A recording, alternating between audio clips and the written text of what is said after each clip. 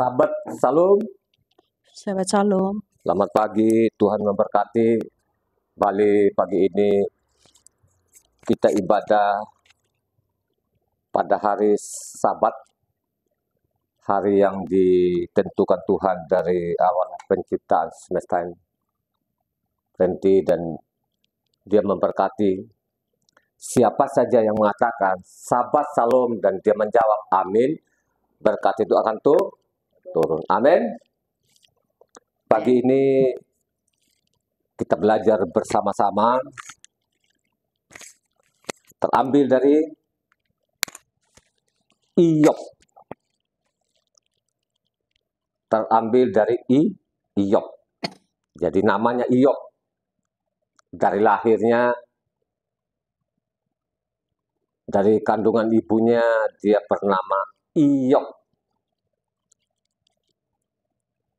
Nanti kita lihat Iyop ini sebenarnya kalau saya teliti kitab suci ya, Iyop ini bukan orang Israel, tapi Iyop ini dia orang Edom. Apakah dia orang Israel tinggal di Edom atau di tanah Uz?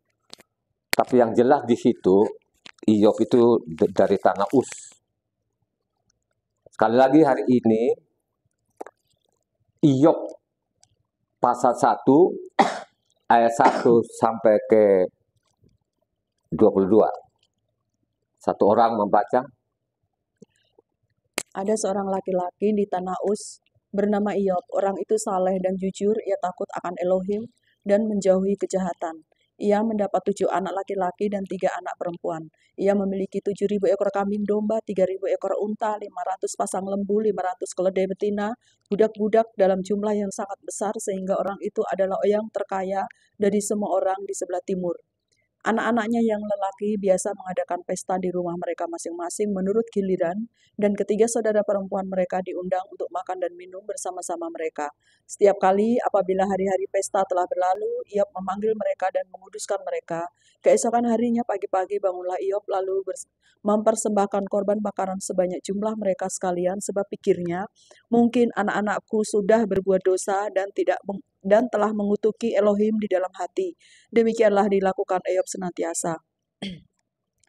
Pada suatu hari datanglah anak-anak Elohim menghadap Yahweh, dan di antara mereka datanglah juga iblis. Maka bertanyalah Yahweh kepada iblis, "Dari mana engkau?" Lalu jawab iblis kepada Yahweh, "Dari perjalanan mengelilingi dan menjelajah bumi."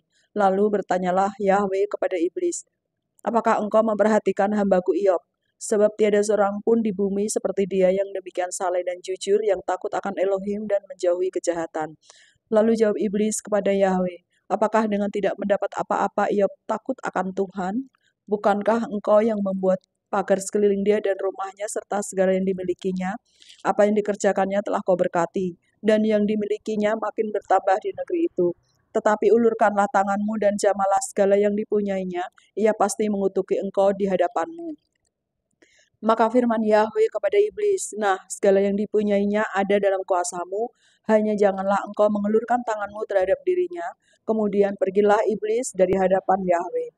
Pada suatu hari ketika anak-anaknya yang lelaki dan yang perempuan makan-makan dan minum anggur di rumah saudara mereka yang sulung, datanglah seorang pesuruh kepada Iyop dan berkata, sedang lembu sapi membajak dan keledai-keledai betina makan rumput di sebelahnya, datanglah orang-orang Sheba, menyerang dan merampasnya serta memukul penjaganya dengan mata pedang. Hanya aku sendiri yang luput sehingga dapat memberitahukan hal itu kepada Tuhan. Sementara orang itu berbicara, datanglah orang lain dan berkata, "Api telah menyambar dari langit dan membakar serta memakan habis kambing domba dan penjaga-penjaga. Hanya aku sendiri yang luput sehingga dapat memberitahukan hal ini kepada Tuhan." Sementara orang itu berbicara, datanglah orang lain dan berkata, "Orang-orang Kasdim membentuk 3 pasukan lalu menyerbu unta-unta dan merampasnya serta memukul penjaganya dengan mata pedang. Hanya aku sendirilah yang luput sehingga dapat memberitahukan hal ini kepada Tuhan." Sementara orang itu berbicara, datanglah orang lain dan berkata, "Anak-anak Tuhan yang lelaki dan yang perempuan sedang makan-makan dan minum anggur di rumah saudara mereka yang sulung. Maka tiba-tiba angin ribut bertiup Dari seberang padang gurun, rumah itu dilandanya pada 4 penjurunya, dan roboh menimpa orang-orang muda itu sehingga mereka mati. Hanya aku sendiri yang luput sehingga dapat memberitahukan hal itu kepada Tuhan. Maka berdirilah Iyob lalu mengoyak jubahnya dan mencukur kepalanya. Kemudian sujudlah ia dan menyembah. Katanya dengan telanjang, aku keluar dari kandungan ibuku. Dengan telanjang juga aku akan kembali ke dalamnya. Yahweh yang memberi, Yahweh yang mengambil, terpujilah nama Yahweh. Dalam kesemuanya itu, Iyob tidak berbuat dosa dan tidak menuduh Elohim berbuat yang kurang patut. Demikian firman. Haleluya. Luar biasa. Siapa sih tokoh besar? Saya anggap tokoh besar ini. Dicatat dalam buku ini. Saya teliti kitab suci ini. Sampai saya bicara ini sudah 194 kali dari Kejadian sampai Wahyu. Saya teliti namanya Iyob ini. Siapa sebenarnya Iyob ini? Makanya Iyob itu tidak digolongkan dia seorang nabi. Jadi dia termasuk dalam surat-surat. Kalau orang Yahudi itu dibagi 3 bagian. Taurat itu bagian pertama. Bagian pertama itu Kejadian, Keluaran, Imamat, Bilangan, dan Ulangan. Itu namanya hukumnya Tuhan. Yang abadi, kekal sampai selama-lamanya. Kedua adalah kitabnya para nabi. Jadi kitabnya para nabi. Ketiga itu adalah surat-surat. Jadi Iyob ini termasuk surat-surat ya. Jadi dia tidak termasuk nabi. Jadi sekali lagi, Iyob ini dia tidak termasuk namanya kitab para nabi. Jadi dia ada surat-surat. Termasuk surat-surat namanya Iyob. Saya teliti bertahun-tahun ya. Selama 24 tahun saya teliti kitab suci, isi kitab suci ini. Saya ketemukan tanah Uz itu di mana letaknya. Ya. Saya ketemukan di Ratapan. Di Ratapan 4 ayat 21. Jadi saya ketemu supaya kita tahu loh ini tokoh satu ini yang luar biasa ini, dan memang luar biasa ini satu ini. Ya, kita sudah baca tadi, hartanya habis semua, habis ludes sih. Kita lihat dulu ini. Tanah Uz itu di mana sih letaknya? Jadi tanah Uz itu bukan di Israel, tapi dia bilang dicatat di situ di tanah Edom. Edom itu siapa? Edom itu adalah Esau, kakak daripada namanya Yakob. Ya, anaknya Yitzhak itu, ada 2. Ya, Esau dan Yakob. Ada 2 orang ya, nanti kembar mereka ini. Ya. Baca Ratapan 4 ayat 21 supaya kita tahu ini. Iyob ini bukan orang, saya kira bukan orang Israel. Apakah dia orang Israel duduk dia ada di tanah Edom? Tapi yang jelas di situ ada petunjuk di situ. Tanah Uz itu adanya di Edom atau tempatnya Esau itu. Jadi Esau itu punya nama lain namanya Edom. Baca namanya Ratapan 4 ayat 21. Bergembira dan bersukacitalah hai putri Edom, engkau yang mendiami tanah Uz, juga kepadamu piala akan sampai. Ya. Engkau akan jadi mabuk lalu menelanjangi dirimu. Jadi pada waktu mereka terpisah, Edom atau Esau itu dia meninggalkan adiknya bernama Yakob. Jadi Yakob itu tinggal di tanah Kanaan. Edom itu dia tinggalkan kata menduduki namanya tanah Uz. Jadi kelihatan beliau ini, Iyob ini dari tanah Edom. Tanah Edom ya. Jadi Uz juga, kalau kita lihat keturunan Abraham juga dari sana Nahor. Nahor ini punya keturunan juga Uz. Ya, ada yang bernama Uz anaknya. Kalau kita pelajari namanya masalah Iyob ini luar biasa loh. Luar biasa, dia kaya raya. Dan dia kaya raya benar-benar kaya. Tapi dia saleh. Dia orang benar di hadapan Tuhan. Ya. Jadi harus kita yakin dulu bahwa Iyob ini bukan manusia biasa, manusia yang luar biasa.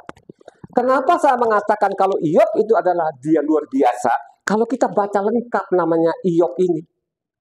Iyob itu ada 42 pasal ya. Jadi Iyob itu ada 42 pasal. kita lihat bahwa benar-benar saleh, artinya terakhir kalau kita lihat di sana nanti, Iyop ini bertahan bahwa dia tidak bersalah kepada Tuhan. Jadi Iyop ini dia bertahan, makanya perlu namanya jemaat atau di luar sana baca lengkap namanya Iyop ini. Makanya saya mengatakan Iyop ini dia luar biasa, gak ada tandingnya. Hanya kalau saya pelajari selanjutnya di dalam rumah tangganya ini, kalau kita baca tadi, itu kelihatannya di ayatnya 4, bagaimana anaknya ini mereka pesta-pora, pesta-pesta, dan mereka minum-minum, ya. Jadi pesta-pora, minum-minum, ya. Ya, mungkin minumnya dulu mungkin belum ada Johnny Walker, belum ada namanya Takwila, belum ada namanya EXO. Pasti yang saya tangkap itu minum arak. Kalau daerah saya itu paling terkenal namanya apa peci ya. Kalau daerah Kupang sana apa minuman apa? Peci juga. Hah? Moke ya. Jadi kalau ini Pak Julianus bilang kalau di Kupang sana adalah moke. Kalau di Sumba itu peci. Jadi anaknya Iyop ini minum-minum katanya. Pesta, habis pesta pasti kan minum-minum. Baca ayatnya 4. Baca ayat 4.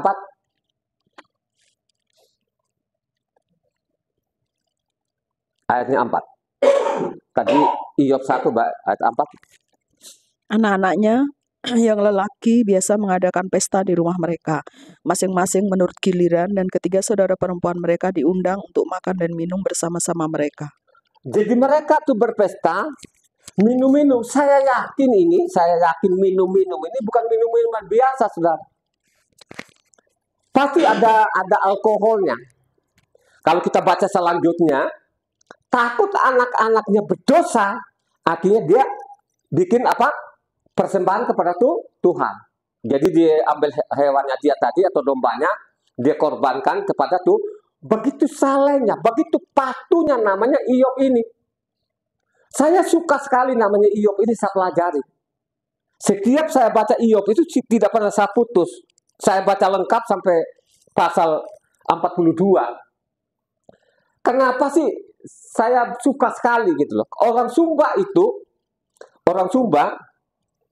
itu apa status sosialnya apa hewan. Jadi pada umumnya orang Sumba itu status sosialnya mereka apa hewan. Jadi saya ini penggembala awalnya, ya. Saya berulang-ulang kali. Saya punya kakek dulu namanya Raja Umbung Ailu. Dia punya hewan banyak sekali. Tapi sesudah kakekku meninggal, hewan itu punah lagi. Artinya bapakku piara hewan lagi, banyak lagi. Jadi saya dulu gembala kerbau, sapi, kuda. Tugas saya sehari-hari itu. Jadi Iyop ini begitu kaya raya, saudara ya. Kaya, benar-benar kaya. Bagian sebelah timur. Jadi bagian sebelah timur itu, yaitu tadi tanah Edom. Tadi kita sudah baca di Ratapan 4 ayat 21.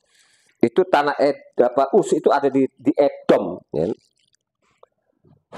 Terdeteksi di situ bahwa namanya anaknya ini senangnya pesta pora dan minum. Makanya perlu sekali kita baca namanya Iyop ini, sangat penting loh, siapapun dia. Ya. Siapapun dia, marilah kita belajar namanya apa yang dilakukan namanya Iyop terhadap Tuhannya. Ya. Tentu Tuhannya dia bernama Yahweh. Dia benar-benar patuh, dia tidak mau menyimpang. Ya. Seperti Abraham itu, kalau kita belajar namanya Abraham ya. Abraham tidak menyimpang loh, saudara ya. Kenapa sih Abraham itu dikatakan orang beriman gitu? Iman itu apa? Halo? Iman itu sungguh-sungguh percaya. Jadi kata iman itu artinya iman itu percaya sungguh-sungguh. Itu orang beriman namanya. Jadi Iyop itu imannya besar sekali dia percaya kepada Tuhannya, ya. Kenapa saya mengatakan dia percaya kepada Tuhannya? Kalau kita baca selanjutnya di bawah ini, ya, sekalipun tadi anaknya sudah mati, kena malapetaka, makanya saya berulang-ulang kali loh saudara ya. Kalau kita benar di hadapan Tuhan, tidak menyimpang dari hukumnya Tuhan, tidak pernah kita kena malapetaka. Amin. Tidak pernah kita mati dengan penyakit. Kalau kita kena penyakit, itu umur kita namanya 70-80 tahun. Itu namanya sakit tua namanya. Secara alamiah tubuh kita lama-lama lemah. Ya. Karena namanya dosa turunan itu dari Adam itu. Jadi namanya sakit tua itu 70 sampai 80 tahun. Tidak ada namanya orang umurnya namanya masih muda-muda terus mati kena malapetaka. Loh, yang dialami namanya anak-anaknya Iyop ini kan malapetaka, bencana namanya. Ada puting beliung, disambar petir segala macam dengan hewan-hewannya. Bayangkan saja ini orang saleh menghadapi persoalan yang begitu sulit. Saya kalau baca Iyop saudara, roh saya tuh mau gebu-gebu, ya. Saking menggebu-gebunya saya ini saudara, sampai saya sudah 194 kali saya baca ini Iyop ini, ya. Jadi bukan Iyop saja, dari Kejadian sampai Wahyu saya putar-putar selama 24 tahun. Saya suka sekali bagaimana dia bertahan, sekalipun teman-temannya begini dan begini dan begini dan begini, dia tidak peduli, dia tetap bertahan bahwa dia itu tidak bersalah kepada Tuhan. Tidak seperti orang Kristen. Kalau orang Kristen itu bilang, oh ini dosa-dosa, orang Kristen tahu gak itu dosa? Yakin itu. Dari Pak Pendetanya sampai jemaatnya, mereka itu tidak tahu apa itu dosa. Kalau mereka tahu itu dosa, tidak mungkin namanya melanggar hukum Tuhan. Tidak mungkin mereka bilang sahabat itu sesat mereka ini, mereka sudah mulai serong-serong. Ya. Tidak mungkin. Kalau mereka tahu itu apa itu dosa, tidak mungkin namanya Kristen ini, Kristen pada umumnya, jadi bukan oknum saya ngomong ini, Kristen ini, kalau dia tahu itu dosa. Tapi kalau namanya Iyop ini, dia tahu, dia tidak pernah bersalah kepada Tuhan. Dia bertahan. Lanjutnya baca ayat 21-22. Ini luar biasa loh ayatnya 21-22. Kata-katanya ini, wah, bikin saya merinding loh. Nah, merinding mendengar pelajar namanya Iyop ini. Ya. Katanya, dengan telanjang aku keluar dari kandungan ibuku, dengan telanjang juga aku akan kembali ke dalamnya. Yahweh yang memberi, Yahweh mengambil, terpujilah nama Yahweh. Dalam kesemuanya itu, Iyop tidak berbuat dosa dan tidak menuduh Elohim berbuat yang kurang patut. Bayangkan aja, aku keluar dari nama rahim ibuku dengan telanjang, aku kembali kepadanya dengan Amin. Amin. Banyak sekali orang-orang sampai saat ini, orang Kristen pada umumnya, mereka itu tidak perhatikan rohaninya. Mengharapkan Pak Pendetanya di mimbar-mimbar ini, yang zaman edan ini, bermimbar berkoak-koak, mereka bilang dengan menggebu-gebu itu, Taurat sudah tidak berlaku, sudah tidak zaman lagi, tidak relevan lagi. Itulah kata-katanya mereka. Ya. Ingat baik-baik. Dengan kata-katanya mereka itu akan dicari beda namanya Iyop ini. Dia tidak menuduh Tuhan itu. Dia tidak berdosa kepada Tuhan. Ya. Ulang lagi, kalau supaya ini kan ada yang orang dari Kupang ini, supaya mereka tahu itu apa sih dosa ini. Supaya Pak pendeta-pendeta di luar sana mencatat ini. Jangan kamu berkoak-koak di mimbar, Taurat tidak berlaku lagi, bilang, oh jangan kita berdosa kepada Tuhan. Ini saya mengatakan itu penipu-penipu, karena mereka tidak tahu itu apa itu dosa. Dosa apa? Baca pasal ayatnya. 1 Yohanes 3 ayatnya 45. Ayat 4, ayat 4. 1 Yohanes atau Yohanes 1 Yohanes. Jadi surat ya, bukan Injil ya. Ada di situ Injil Yohanes, ada Injil namanya ada surat. Jadi surat 1 surat 3 Yohanes ayatnya 4. Supaya pendengar, supaya orang ini mencatat apa itu dosa. Setiap orang yang berbuat dosa melanggar juga hukum Tuhan, sebab dosa ialah pelanggaran hukum Tuhan. Jadi dosa itu melanggar hukum Tuhan. Bayangkan saja Pak Pendetanya di mimbar, wah Taurat sudah tidak berlaku lagi, tidak relevan lagi gitu. Seenak-enaknya mereka merubah hukum Tuhan. Terbalik-balik. Ya. Jadi orang Kristen itu sungsang namanya terbalik-balik. Mengajari orang yang tidak benar. Dia mengatakan dosa, tapi dia tidak tahu itu apa dosa, saudara. Dia tidak tahu. Loh, kalau tidak ada hukum Tuhan, itu dia bicara dosa. Ya. Tidak bicara dosa, saudara. Roma 5 ayat 13. Dia tahu betul loh. Ini kita harus belajar loh, saudara. Roma 5 ayat 13. Sebab sebelum hukum Taurat ada, telah ada dosa di dunia. Tapi dosa itu tidak diperhitungkan kalau tidak ada hukum Taurat. Jadi kalau tidak ada namanya Taurat ini, kelima kitab ini, tidak bicara dosa. Kita tidak bicara dosa.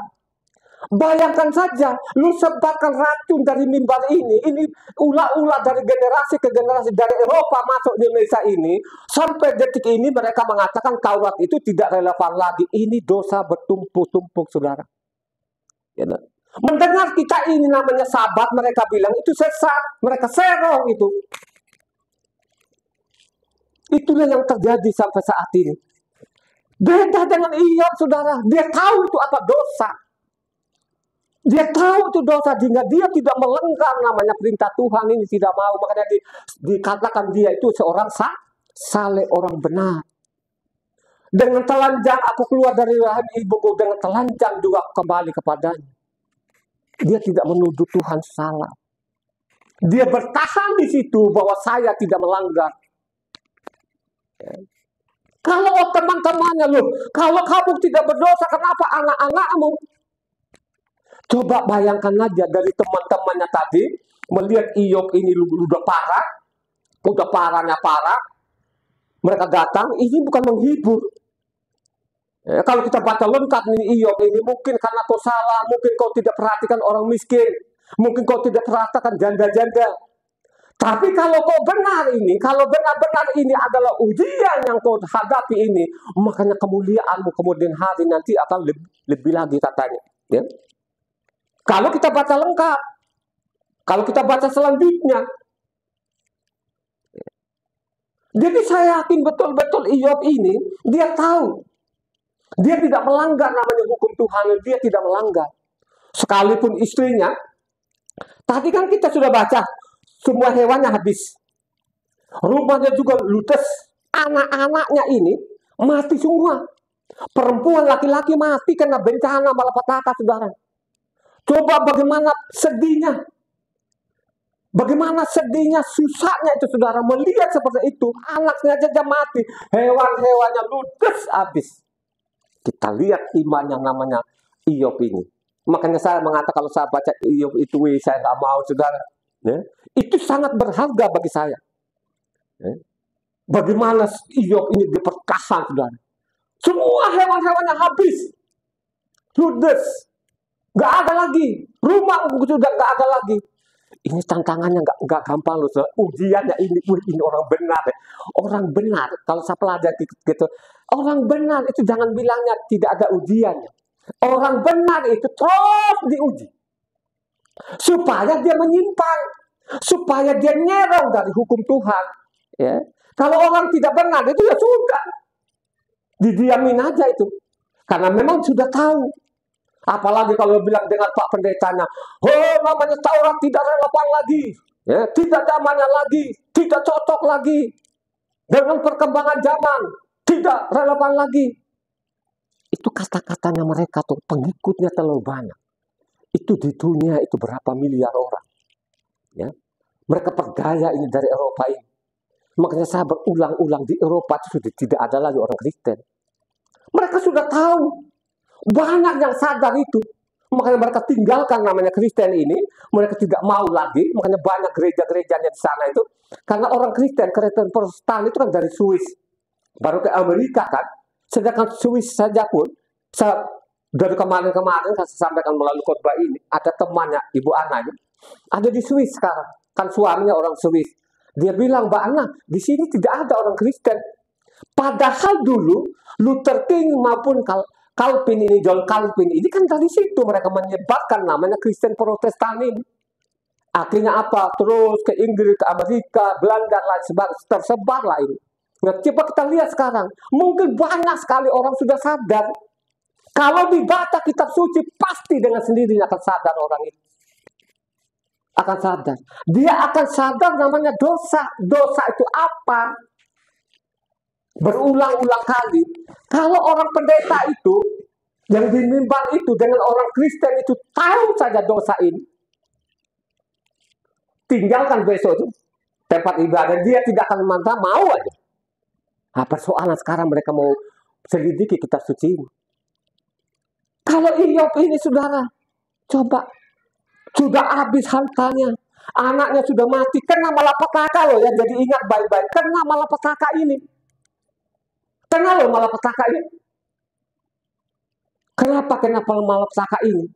Ini kan anak-anaknya ini, mati loh. Jangan seperti orang Kristen ini, kan orang matinya masih muda sekali kok ini. Dia bilang Yesus lebih, kami mencintai engkau, tapi Yesus lebih mencintai engkau. Ini kan namanya bahasa ngawur itu yang tidak bertanggung jawab. Itu kan dari mulut-mulut Pak Pendetanya itu, pembohong, penipu itu. Dia membunuh orang, mengajari yang tidak benar. Akhirnya apa malapetaka? Demi malapetaka. Sekarang kita lihat kan di dunia ini, malapetaka, bencana demi bencana, malapetaka demi malapetaka. Yang terakhir kemarin namanya corona, penyakit ini. Dia sapu namanya di dunia ini, jutaan orang mati. Ya. Akhirnya orang-orang Kristen ya nggak berkutik, ya dia ngumpet di rumah, tempat-tempat ibadahnya dia tutup itu, dia nggak berani. Kalau kita baca kitab suci di dalam, dia akan melindungi kita. Dia tahu kok perlindung. Kalau kita benar itu, lu tidak kena malapetaka. Contoh misalnya dicatat di namanya di Mazmur 91 ayat 1 sampai 16. Supaya lengkap ini, supaya ini mencatat. Itu di sana dijaga, dilindungi kita ini. Kalau kita benar-benar seperti namanya Iyop ini, dia kena malapetaka, tapi kita lihat nanti anak-anaknya ini, anak-anak itu tukang mabuk namanya pesta-pesta ini. Jadi itu ada ujiannya yang orang benar ini, tapi dia tidak gugur imannya.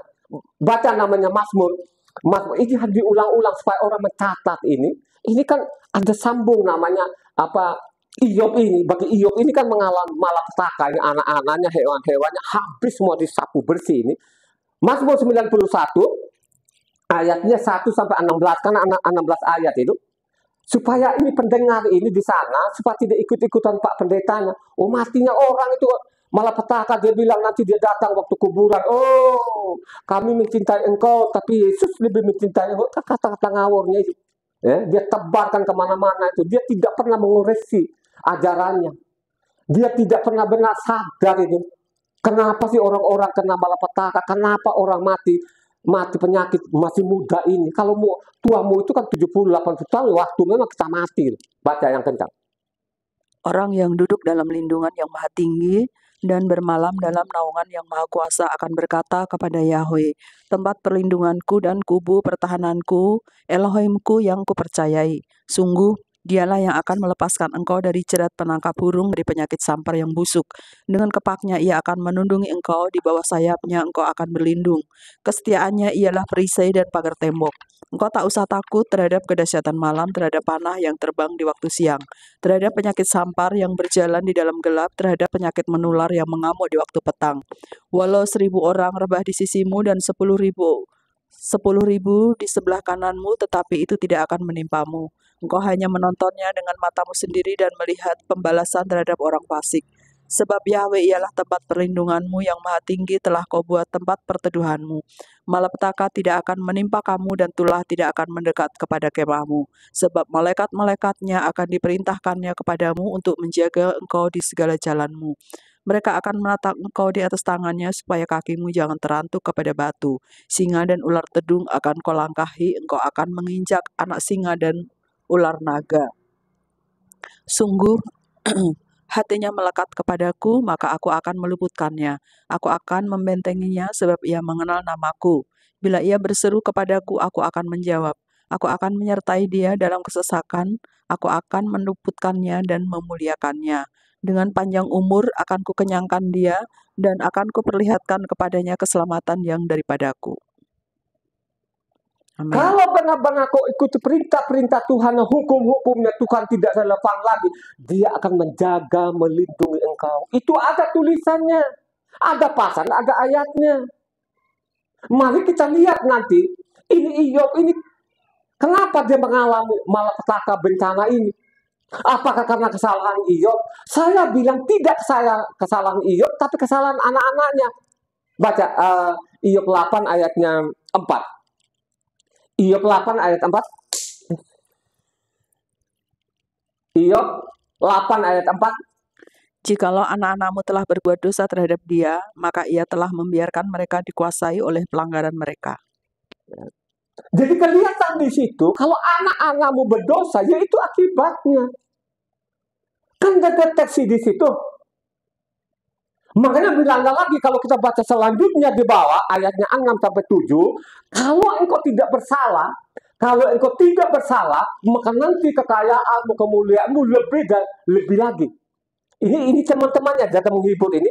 Kita perhatikan di situ ayatnya 6-7. Tadi kembali Iyop 8 ayatnya 6-7. Kalau engkau bersih dan jujur, maka tentu ia akan bangkit demi engkau, dan ia akan memulihkan rumah yang adalah hakmu. Maka kedudukanmu yang dahulu akan kelihatan hina, tetapi kedudukanmu yang kemudian akan menjadi sangat mulia. Coba kan, apa benar enggak? Kalau kita selidiki kitab suci ini dengan baik, akhirnya dia bertahan kebenaran tadi dengan segala tantangannya, loh saudara ya. Segala tantangannya. Kalau kita baca 2, pada waktu harta-hartanya ini sudah habis semua, anak-anaknya mati, termasuk dia lagi kena lagi penyakit ini. Barang yang busuk katanya, baca Iyop 2 ayatnya 4-8. Baca Iyop 2 ayatnya 4-8. Perhatikan di situ, hewannya sudah habis, anaknya mati. Nah, dia sendiri kena di sini. Lalu jawab iblis kepada Yahweh, kulit ganti kulit, orang akan memberikan segala yang dipunyainya ganti nyawanya. Tetapi ulurkanlah tanganmu dan jamalah tulang dan dagingnya. Ia pasti mengutuki engkau di hadapanmu. Maka firman Yahweh kepada iblis, nah, ia dalam kuasamu, hanya sayangkan nyawanya. Kemudian iblis pergi dari hadapan Yahweh, lalu ditimpanya Iyop dengan bara yang busuk dan telapak kakinya sampai ke batu kepalanya. Lalu Iyop mengambil sekeping beling untuk menggaruk-garuk badannya sambil duduk di tengah-tengah abu. Coba bayangkan aja, jamaah tubuhnya, kasih penyakit dengan itu, nanti dia akan korbankan apa saja untuk membela itu. Nanti dia akan ke dukun-dukun, ya. Nanti dia cari-cari orang pintar dan lain sebagainya gitu. Tapi kalau baca selanjutnya dia kita bertahan, dia pusing. Jadi iblis ini coba aja deh lu kulit-kulitnya lah, ya. Kau habisin aja kulit-kulitnya ini, ya. Nanti dia akan memberikan apa saja untuk kesembuhannya ini. Ternyata di sini, kalau kita baca di sini, iblis itu tidak gagal. Ternyata di sini dia bertahan. Dia bertahan loh, saudara. Dia bertahan dalam kebenaran. Saya begini, saya kan agak mirip-mirip mungkin sama Iyop ini, saya mirip ya tahun dari 97 sampai 8 kan usaha saya kan ludes lah, habis lah usaha saya itu kan. Habisnya semua habis lah sebenarnya gitu.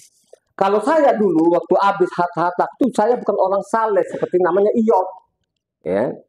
Saya bukan orang saleh seperti Iyop. Iyop ini punya dasar dia orang saleh. Tapi dia dapat ujian. Begitupun saya juga, saya bukan orang benar, tapi benar-benar yang saya cari bertahun-tahun, berbulan-bulan habis gitu. Jadi jangan kita lihat awalnya, kita lihat endingnya orang ini. Jadi Iyop ini awalnya juga bagus, endingnya juga bagus dia. Sekalipun istrinya tadi kutuklah Tuhan, matilah, dia tidak peduli loh saudara. Artinya apa? Apakah yang jelek-jelek saja yang kita terima? Apakah yang baik saja kita terima? Terus yang jelek kita tidak terima. Dan Iyop juga pun tidak bersalah. Bayangkan aja ya. Tadi kan sudah harta-hartanya habis. Kembali lagi sekarang dia mengalami siksaan yang luar biasa. Ini ada namanya penyakit kulit. Ini sudah kelupas-kelupasnya kulitnya. Dia garus-garus pakai beling. Dia bertahan loh saudara. Sekalipun istrinya udah kutuk saja Tuhan lah. Kutuk sajalah. Kutuk saja Yahweh itulah biar mati. Dia tetap bertahan. Apakah kita hanya terima yang buruk, yang baik, terus kita terima yang buruk? Iyop katanya tidak bersalah loh saudara. Makanya tadi, ulang lagi, teman-temannya tadi sudah dibaca, namanya Iyop 8 ayatnya 67, diulang lagi di situ.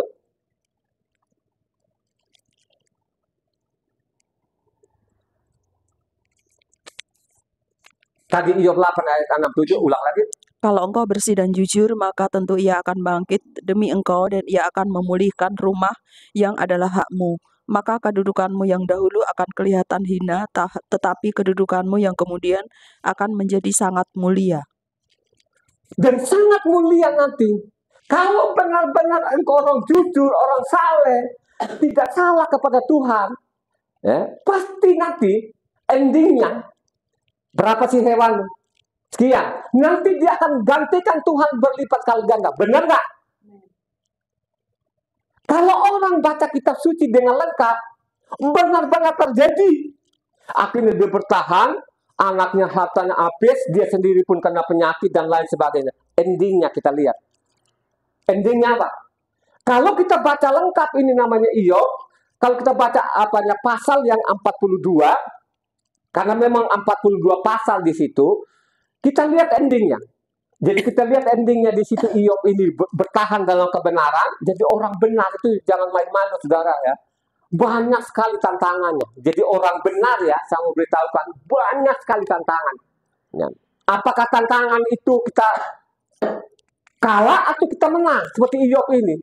Kalau orang membaca, mempelajari apa yang dilakukan Iyop ini, luar biasa loh saudara. Artinya kita lihat endingnya. Ya, akhirnya. Pasal 42 ayat 10 sampai 17 yang kencang supaya pendengar ini kita lihat kan, artinya benar kan tadi temannya, kalau engkau benar maka nanti ini yang sudah habis dan lain sebagainya akan nanti lebih lagi lah, berlipat-lipat kali ganda. Nah kita lihat situ benar gak endingnya. Pasal 42 tadi Iyop 42 ayatnya 10 sampai 17. Lalu Yahweh memuliakan keadaan Iyop setelah ia meminta doa untuk sahabat-sahabatnya. Dan Yahweh memberikan kepada Iyop 2 kali lipat dari segala kepunyaannya dahulu. Kemudian datanglah kepadanya semua saudaranya laki-laki dan perempuan, dan semua kenalannya yang lama, dan makan bersama-sama dengan dia di rumahnya. Mereka menyatakan ikut berduka cita dan menghibur dia oleh karena segala malapetaka yang telah ditimpakan Yahweh kepadanya, dan mereka masing-masing memberi dia uang 1 kesita dan sebuah cincin emas. Yahweh memberkati Iyop dalam hidupnya yang selanjutnya, lebih daripada dalam hidupnya yang dahulu. Ia mendapat 14.000 ekor kambing domba dan 6.000 unta, 1.000 pasang lembu dan 1.000 ekor keledai betina. Ia juga mendapatkan 7 orang anak laki-laki dan 3 orang anak perempuan. Dan anak perempuan yang pertama diberi nama Yemima, yang kedua Kesya, yang ketiga Keren Hapuk.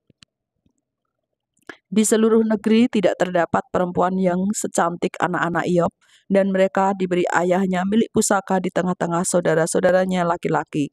Sesudah itu Iyop masih hidup 140 tahun lamanya. Ia melihat anak-anaknya dan cucu-cucunya sampai keturunan yang keempat. Maka matilah Iyop tua dan lanjut umur. Sampai situ. Kita lihat kan? Artinya tadi temannya mengatakan tadi baca Iyop 8 ayat 67 tadi, kalau engkau benar nanti akan digantikan. Benar kan? Coba kita lihat. Sesudah namanya Iyop ini mengalami cobaan dan lain sebagainya, akhirnya luar biasa jadi pemenang yang luar biasa saudara. Marilah kita contoh namanya beliau ini. Kenapa saya mengatakan ini? Ya, ini dia mengerti saudara. Dia mengerti firman Tuhan. Dia tahu siapa yang dia sembah itu. Itu yang menentukan saudara. Jadi dia tidak takut. Sekalipun tubuhnya sudah terlupa, siksaan yang luar biasa, dia tetap bertahan dalam kebenaran itu. Ya. Makanya saya mengatakan ini, dilihat sekalipun di suratnya diolok-olok loh saudara, diolok-oloknya tapi tidak ada dasarnya. Nanti kalau kita lawan dia kabur ya, kabur. Memang saya pelajari dia, makanya saya mengajari teman-teman dari dulu waktu saya teliti kitab suci ini dari tahun 2000, saya mengajak sama mereka-mereka di kelompok saya dulu itu, marilah kita ajari anak kecil ini, anak-anak kita dari kecil kita doktrin. Marilah anak-anak ini kita ajar mereka supaya mereka biasakan diri untuk membaca kitab suci ini dari Kejadian sampai Wahyu. Tapi begitu juga pun nggak ada yang mendengar loh saudara. Ya. Saya tidak peduli.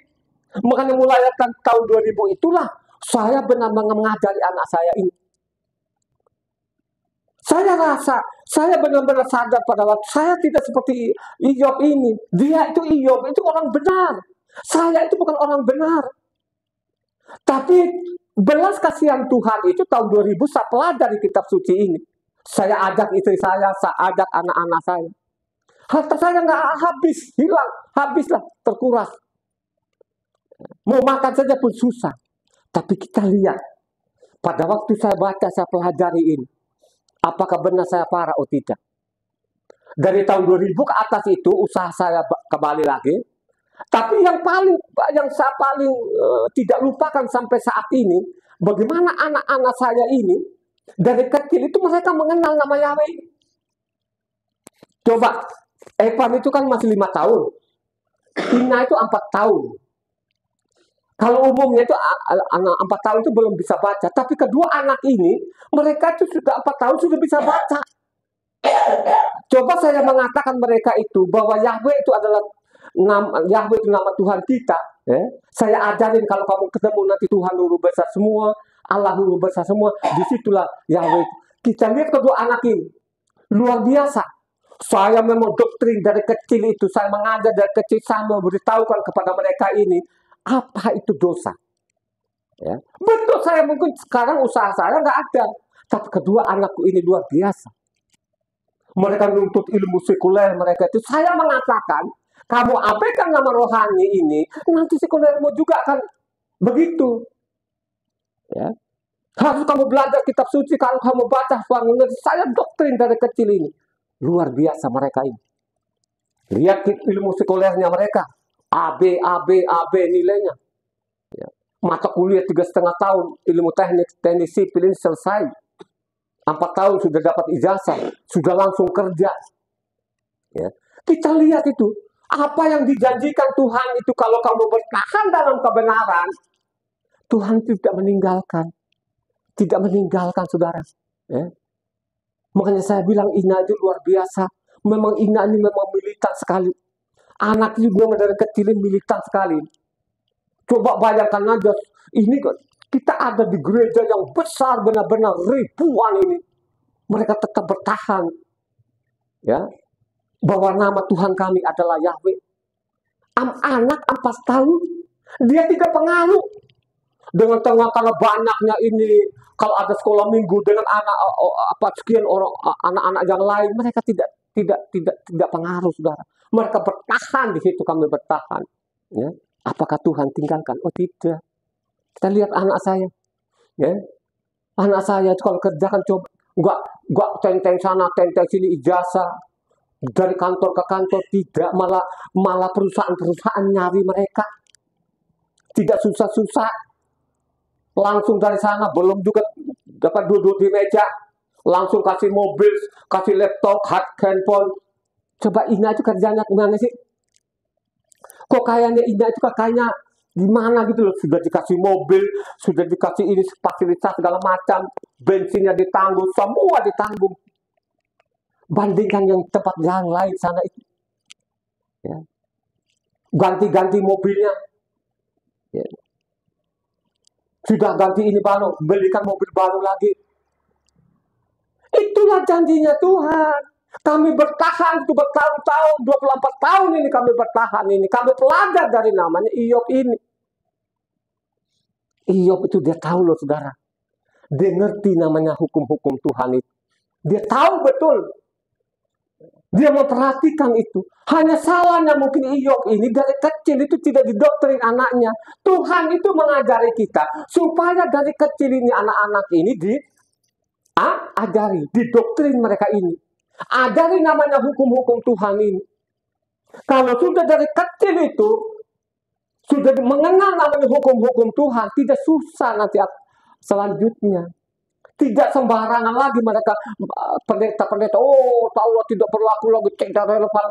Mereka itu pasti mereka tinggalkan tempat itu. Yakin mereka tidak akan mau mendengar itu. Ya? Karena tidak ada jaminan dari mereka. Karena mereka menyimpang dalam hukum-hukum Tuhan ini. Iyob itu Tuhan, dia tetap bertahan dalam kebenaran itu. Karena dia tahu.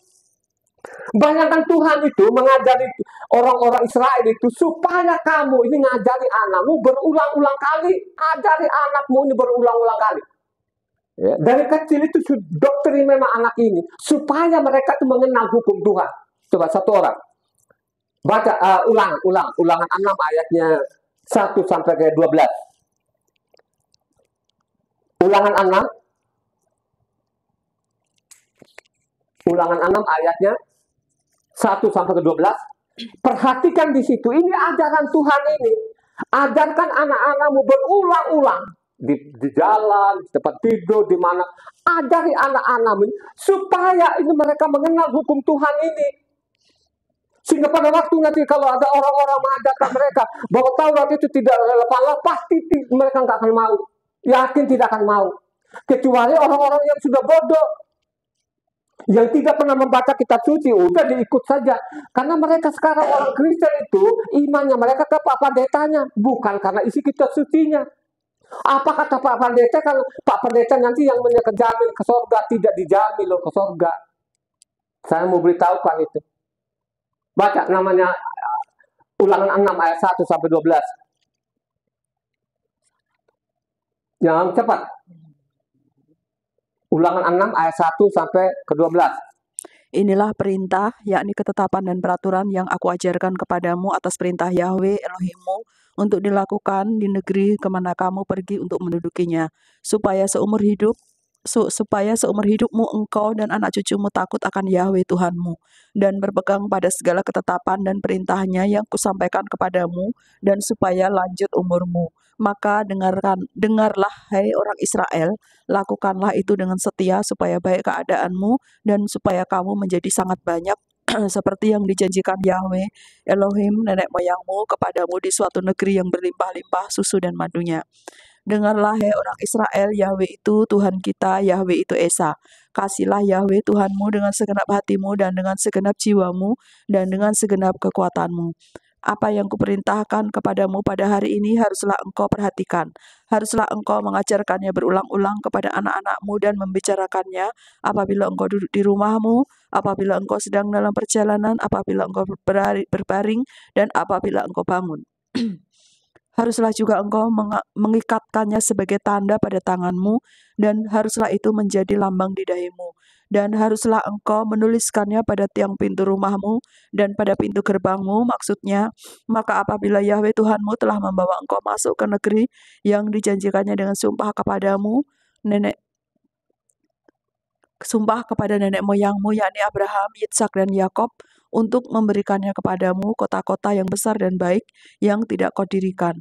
Rumah-rumah itu penuh berisi berbagai-bagai barang baik yang tidak kau isi, sumur-sumur yang tidak kau gali, kebun-kebun anggur, dan kebun-kebun zaitun yang tidak kau tanami. Dan apabila engkau sudah makan dan menjadi kenyang, maka berhati-hatilah supaya jangan engkau melupakan Yahweh yang telah membawa kamu keluar dari tanah Mitsraim, dari rumah perbudakan. Perhatikan baik-baik ini. Ulangan 6 mengatakan situ, ayat 7 di situ, ajarkan anakmu berulang-ulang. Kenapa ditekankan itu? Supaya mereka mengenal hukum Tuhan ini, sehingga tidak kemudian hari nanti mengatakan Taurat tidak berlaku lagi. Makanya dari kecil itu didoktrin anak ini, supaya mereka mengenal hukum Tuhan. Ayat 12 di bawah mengatakan, hati-hatilah supaya engkau tidak melupakan Yahweh yang membawa engkau dari Mitsraim, rumah perbudakan. Itu penting. Kalau anak-anak ini didoktrin dari kecil ini, supaya mereka mengenal hukum Tuhan, tidak mungkin akan mengikut-ikut itu. Tidak mungkin. Ya. Kalau ada Pak Pendeta, oh hukum Tuhan tidak relevan lagi, pasti orang akan tinggalkan tempat itu. Dia tidak pernah akan mau. Oh, yang benar itu hari ibadahnya itu namanya minggu. Pasti dia tinggalkan. Dia tidak akan pernah mau. Karena ini ada hukumannya berat sekali. Itulah yang ditakutkan oleh namanya Iyop. Iyop itu tidak bersalah, tidak berdosa kepada Tuhan. Dia bertahan dalam kebenaran. Ingat tadi kita sudah baca namanya Ulangan 6. Ayatnya 7 mengatakan situ, ajarkan anakmu berulang-ulang kali. Supaya mereka mengenal hukum Tuhan. Supaya mereka tahu siapa yang keluarkan mereka dari Misraim ini. Inilah orang-orang Kristen ini yang sungsang ini. Dia bolak-balik. Nama Yahweh dihilangkan. Dia gantikan situ Tuhan Guru Besar semua. Padahal itu kalau kita baca itu Tuhan, itu arti dari kata Tuhan itu, yang diyakin dipuja sebagai yang maha kuasa. Arti dari kata Tuhan. Ya, Allah itu kan dikasih gelar. Jadi orang Kristen itu, kakinya di atas, kepalanya di bawah. Itulah yang terjadi, itulah yang kita dapat. Tapi kalau engkau tidak berusaha untuk mengenal kebenaran ini, itu tadi kan kita sudah lihat, karena anak-anakmu berdosa, akhirnya apa? Mati mereka ini. Ya. Tapi kalau engkau benar hadapan Tuhan, kemuliaan akan datang, akan luar biasa. Betul, mungkin saya ini tidak punya materi. Mendingan saya gagal di bumi daripada saya gagal di surga itu. Ya. Daripada saya ikutin penipu-penipu di mimbar ini. Ya. Makanya saya berulang-ulang kali melalui YouTube ini, siapa yang menantang aku? Tantang aja. Bila perlu berhadapan-hadapan muka. Saya tantang itu. Siapapun engkau, saya tidak takut. Kenapa saya tidak takut? Saya tahu isi kitab sucinya ada data yang saya catat dengan lengkap. Ya. Ini saya sampaikan apa adanya. Mau terima tidak terima. Kita lihat ke perjalanan waktu. Orang Israel tadi ini kan, ajarkan anakmu berulang-ulang kali supaya mereka mengenal hukum Tuhan. Kalau kita baca ini makanya saya mengatakan, kalau kau baca dari hakim-hakim itu hakim-hakim itu ada 21 pasal. Itu orang Israel itu dosa dan dosa. Makanya saya mengatakan ada satu di sana, ada namanya Gideon. Dia benar, ada Yefta, tapi mereka itu tidak sepenuh hati. Maupun juga Simson. Ya, ada di hakim-hakim itu. Habis hakim-hakim ini, karena memang Raja Daud ini lahir zaman hakim-hakim itu, Raja Daud lah yang kembalikan hukum yang benar. Makanya disebut namanya Raja Daud itu Raja Keadilan, Raja Kebenaran. Kenapa sih ada kata kebenaran itu? Itulah yang tidak dipahami oleh doktor profesor ini. Mereka tidak tahu namanya kebenaran itu adalah 5 hukum ini. Karena 5 hukum ini, Kejadian, Keluaran, Imamat, Bilangan, dan Ulangan ini kan dari mulutnya Tuhan ini disalin oleh Mose. Makanya dikatakan itu namanya kebenaran. Itulah yang mereka tidak pahami oleh pendeta-pendeta ini. Apalagi pendeta-pendeta zaman gila ini, mereka makin menggila. Coba berapa orang yang kena malapetaka ini? Berapa orang yang kena penyakit yang sia-sia mati, sia-sia ini? Ya? Habis mati, dia datang lagi di situ, dia pungut-pungut lagi. Dia pungut-pungut, saudara. Kok tega-tega banget mereka ini? Kalau ada sakit juga pun mereka terima juga amplop. Kalau ada penyakit ini yang menyogok-nyogok termasuk jemaatnya juga. Dia terima aja dia. Tapi kalau saya yang mengerti firman Tuhan, yang tahu isi kitab suci, saya akan tolak itu. Biarpun saya miskin, saya akan tolak. Seperti namanya Nabi Elisa itu. Nabi Elisa itu pernah mau dikasih uang banyak nggak? Halo? Nabi Elisa loh saudara ya. Wih, pada waktu disembuhkan Naaman ini namanya uang di karung-karung saudara. Ya. Kalau dia mau saja, akhirnya apa? Kalau kamu baca namanya 1 Raja-Raja 5 di sana, itu kan Nabi Elisa. Elisa menolak uang-uang tadi. Kan orang sakit Naaman ini kan panglima dari Surya ini, kalau dia tolak namanya apa? Dia tolak namanya Elisa ini. Tapi anak buahnya namanya Gehazi, dia diambil saudara. Akhirnya apa? Pindah penyakitnya Naaman nggak ke Gehazi? Pindah penyakitnya saudara. Makanya itu orang-orang yang pungut, orang-orang mati, orang sakit. Nanti sakitnya begitu juga dia nanti. Matinya orang-orang itu sengsara loh saudara. Ya, saya mau beritahukan ya, saya mau peringatkan ini. Saya kuasai namanya isi kitab suci ini. 24 tahun. Ya. Beda yang dialami oleh namanya Iyop ini. Iyop ini orang benar, orang saleh. Ya. Dia bertahan dalam kebenaran sekalipun dengan siksaan. Begitu beratnya, tapi dia bertahan dalam kebenaran. Saya yakin itu tahulah segala-galanya. Tuhan yang disembah itu adalah Yahweh. Tidak ada lagi, dia tidak akan pengaruh dengan banyak-banyaknya orang. Yakin itu. Kita lihat kan zaman Samuel itu. Itu zaman Samuel. Samuel itu nabi bukan? Halo? Nabi. Samuel itu nabi saudara. Nabi benar nggak Samuel itu? Benar. Nabi Samuel itu. Sebelum Samuel siapa namanya? Eli. Ya? Jadi Eli saudara. Jadi Eli ini adalah namanya Imam Eli. Sebelum Samuel ini lahir ini ada namanya Imam Eli. Tapi mungkin saja ini, kalau saya bilang imam ini tidak ada hukum, ini imam ini sudah ada hukum Taurat. Saya tahu ini anak-anaknya Imam Eli ini mungkin saja mereka tidak pelajari lagi namanya hukum Tuhan ini. Sehingga seenaknya mereka melanggar namanya hukum Tuhan. Kan kelihatan di situ. Coba satu orang baca namanya 1 Samuel 2 ayatnya 22 sampai 25. Eli telah sangat tua apabila didengarnya segala sesuatu yang dilakukan anak-anaknya terhadap semua orang Israel, dan mereka itu tidur dengan perempuan-perempuan yang melayani di depan pintu kemah pertemuan. Berkatalah ia kepada mereka, "Mengapa kamu melakukan hal-hal yang begitu sehingga ku dengar dari segenap bangsa ini tentang perbuatan-perbuatanmu yang jahat itu? Janganlah begitu anak-anakku, bukan kabar baik yang ku dengar itu bahwa kamu menyebabkan umat Yahweh melakukan pelanggaran. Jika seorang berdosa terhadap seorang yang lain, maka Tuhan yang akan mengadili. Tetapi jika seorang berdosa terhadap Yahweh, siapakah yang menjadi perantara baginya?" Tetapi tidaklah didengarkan mereka perkataan ayahnya itu, sebab Yahweh hendak mematikan mereka. Ini anak kurang ajar, saudara. Kalau kamu berdosa kepada Tuhan, siapa perantaranya? Ini anak-anak kurang ajar.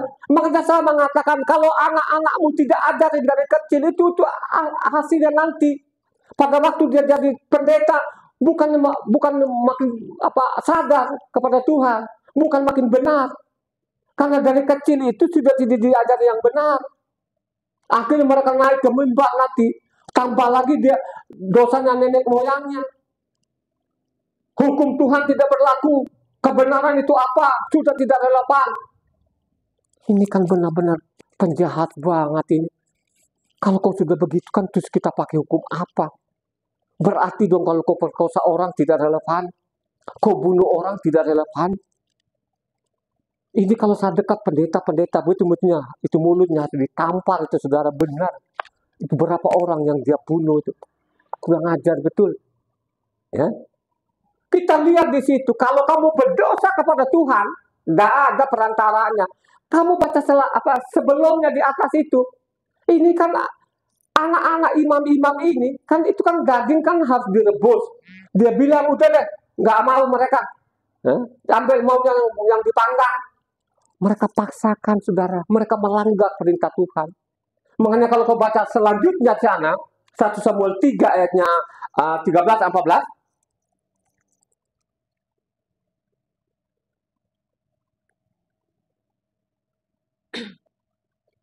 Sebab telah kuberitahukan kepadanya bahwa aku akan menghukum keluarganya untuk selamanya karena dosa yang telah diketahuinya, yakni bahwa anak-anaknya telah menghujat Elohim, tetapi ia tidak memarahi mereka.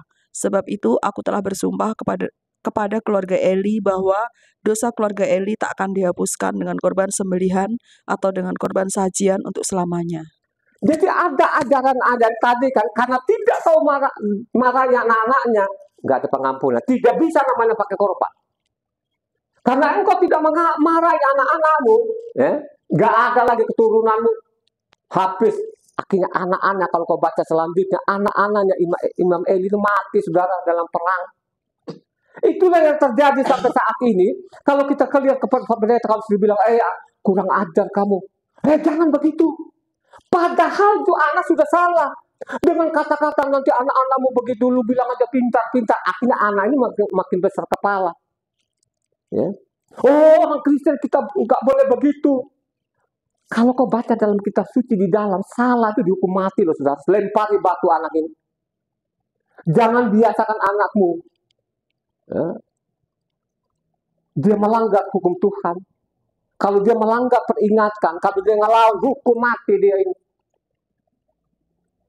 Begitulah dalam kitab suci di dalamnya banyak sekali yang mengajari anak-anaknya dari kecil itu tidak benar. Akhirnya apa? Pada waktu besar dia ngelawan ini anaknya. Mengelawan. Ya. Kalau dia perempuan, pada waktu suaminya, dia lawan suaminya. Mau diinjak-injak suaminya. Karena tidak ada ajaran yang benar. Maupun juga anak laki-lakinya berontak kepada orang tuanya karena ajaran Pak Pendeta sendiri tidak relevan lagi namanya hukum Tuhan. Padahal kalau dia baca namanya 10 hukum Tuhan itu, kalau kau baca namanya Keluaran 20 di sana, kasih kepada Tuhan itu vertikal, kasih kepada sesamanya manusia horizontal, termasuk namanya apa? Jadi kedua batu itu diawali oleh batu kedua itu, hormati ayah dan ibumu supaya diperpanjang umurmu. Karena tidak mendapat ajaran yang benar tadi, makanya itu penyelewengan demi penyelewengan. Makanya saya mengatakan, itu namanya orang Kristen itu bukan menyerok. Mereka jahat sekali bilangnya Taurat suruh buang aja. Jadi bayangkan aja mereka bikin dosa ini, ujung yang begitu menganga. Menganga, saudara. Mau kembalikan lagi sekarang ini kepada mereka ini, susah. Kita lihat contoh lagi kan, kalau kita tanya ini nama, itu Pak enggak harus sesuai bahasa di daerah-daerah. Jadi bayangkan saja ini nama orang gampang karena ini pun kata-kata ini kan sudah dari generasi ke generasi yang mengajari mereka dari mimbar. Boleh Pak. Jadi kalau kita ini ingat ke Amerika boleh kita diganti nama kita. Karena di sana itu mungkin bahasa. Ini kan ajaran-ajar bodoh dan bodoh ini. Ini pengajar-pengajar pembunuh yang tidak benar ini. Ya. Makanya saya akan melawan mereka. Saya mengatakan, saya melawan dengan pakai isi kitab suci, maupun juga kalau mau pakai fisik, saya pakai fisik juga bila perlu maksudnya. Kalau mereka tetap ngeyel. Ya. Tidak benar. Banyak sekali masa mengatakan itu nama orang Kristen itu sungsang, terbalik. Pokoknya otaknya orang Kristen itu yang 100% itu sungsang, terbalik mereka terbalik-balik otaknya. Ya. Hanya bisa mereka kalau melawan-lawan ada 1-2 orang lah, tidak banyak ya, gitu dia ngelawan. Nanti akhirnya dia kabur gitu kan. Itu yang terjadi. Berkat itu dari apa? Pengetahuan dulu, berkat dulu baru pengetahuan, atau pengetahuan dulu baru berkat? Ini saya mau tanya ini, pengetahuan dulu baru nanti ada hasilnya, baru dapat uang nggak? Atau uang dulu baru pengetahuan? Amin. Jadi pengetahuan dulu baru namanya kehidupan. Dengan kita memiliki pengetahuan yang benar, maka kehidupan itu diberikan kepada Tuhan. Amin. Tanpa lu memiliki pengetahuan yang benar ini, lu tidak pernah kemalan berkat. Jadi berkat itu, saya mau beritahukan lagi, berkat itu tidak bicara materi. Berkat itu artinya kata berkat itu, makanya kalau ada orang-orang itu, kalau ahli bahasa itu dijelaskan apa itu berkat. Berkat itu artinya sukacita, damai, sejahtera. Itu berkat namanya. Tidak bicara namanya materi. Kalau orang-orang pendeta segampang gudelnya dia ngomong berkat itu kekayaan. Ya. Kalau dapat uang saya diberkati Tuhan, padahal dia korupsi. Ya. Kita lihat kan, yang dari NTT itu saya tidak sebutkan namanya, itu menteri loh, saudara. Menteri itu, dia korupsi namanya, wah, triliunan. Akhirnya dia sumbang-sumbangkan ke gereja-gereja itu, saudara. Jadi, memang manusia-manusia yang otaknya sudah tidak ada. Ya itulah akibatnya. Karena dia tidak tahu isi kitab suci di dalamnya. Akhirnya dia korupsi. Dia sumbang-sumbangkan gereja. Suatu kemudian hari nanti bisa saja kan dibela dia. Itu kalau ada yang bela dia, itu orang paling tolol di dunia. Kitab suci itu tidak diajarkan kita korupsi. Kitab suci itu tidak diajarkan kita ngambil hak orang. Makanya itu belajar namanya batu yang kedua. Jangan menginginkan barang orang lain. Itulah yang diincar oleh Pak Pendeta, pendusta-pendusta ini pembunuh. Buanglah namanya hukum Taurat ini. Tapi Iyop tidak mau, saudara. Dia bertahan. Tidak mau dia. Dia tidak tergiur. Dia bertahan dalam kebenaran. Akhirnya apa? Luar biasa diberikan kepada Tuhan. Ya. Saya yang paling bangga itu kedua anakku. Mereka mengerti isi kitab suci. Itu yang saya bangga. Karena ini yang menjamin mereka hidup sampai selama-lamanya. Coba kita lihat kan, bukan kekayaan saja pun yang diberikan oleh Iyop, termasuk juga umurnya diperpanjang. Amin. Itulah orang-orang benar. Makanya kalau kau baca kitab suci di dalam, tidak pernah akan kau mati muda. Pasti dipergenapkan umurmu. Karena umurmu itu berapa? 70 sampai 80 tahun. Baca itu Mazmur anunya Pak Kris, Mazmur 90. Mazmur 90 ayatnya 10. Baca yang kencang itu. Itu umurnya manusia loh. Itu permintaannya Mose. Itu umurnya manusia. Kalau lu mati ini, kalau lu sakit itu sakit tua lah, udah umurnya. Tapi kalau lu umur mas belasan tahun, mas 20 tahun, jangan bilang ikut-ikutan, oh kami mencintai engkau, tapi Yesus lebih mencintai. Itu namanya omong-omong kosong, itu penipu itu. Karena mereka langgar hukum Tuhan. Ya, ini saudaraku banyak yang mati seperti itu, sehingga saya angkat ini. Baca, coba, yang namanya Mazmur. Mazmur 90 ayat 10. Baca.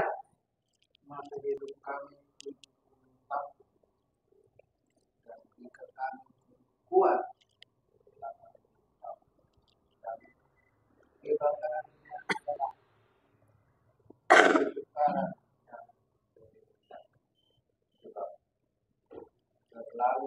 Berlalunya burung-burung dan kami melayang. Jadi umur kita itu 70. Kalau kita kuat 80 tahun. Jangan umurnya ini orang karena kena penyakit lagi. Oh, kami mencintai engkau, tapi Yesus lebih mencintai engkau. Itu ajaran-ajaran omong kosong, penipu, pendeta-pendeta yang bodoh itu. Yang tidak berkata benar itu. Saya tantang itu mereka-mereka itu. Saya pelajari namanya Iyop ini luar biasa. Satu ini tokoh besar ini. Ya. Jadi pengetahuan dulu baru namanya berkat. Aman.